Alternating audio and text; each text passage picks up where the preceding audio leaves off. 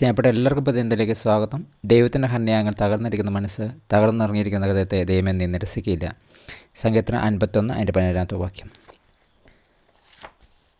ചതയപ്പെട്ടതും തകർക്കപ്പെട്ടതുമായ നമ്മുടെ ജീവിതത്തിൻ്റെ വശങ്ങൾ എടുക്കാനും പുതിയതും മനോഹരമായ എന്തെങ്കിലും സൃഷ്ടിപ്പാനും ദൈവം ഇഷ്ടപ്പെടുന്നു.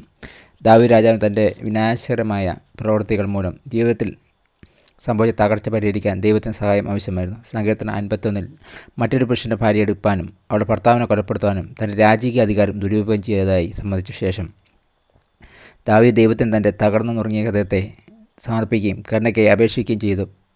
പശ്ചാത്തപിക്കുക എന്ന പരിഭാഷപ്പെടുത്തിയിരിക്കുന്ന എബ്രായ പദത്തിൻ്റെ അർത്ഥം ചതച്ചതെന്നാണ്. ദൈവം അവൻ്റെ ഹൃദയത്തെ പുതുക്കുന്നതിന് ദാവീദ് ആദ്യം ദൈവത്തിന് തകർന്ന കഷ്ണങ്ങൾ സമർപ്പിക്കേണ്ടി വന്നു.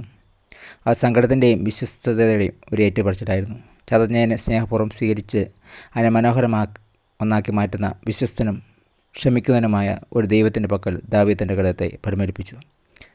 നിങ്ങളുടെ ഹൃദയത്തിൽ ഏത് ഭാഗങ്ങളാണ് ചതഞ്ഞിരിക്കുന്നത്?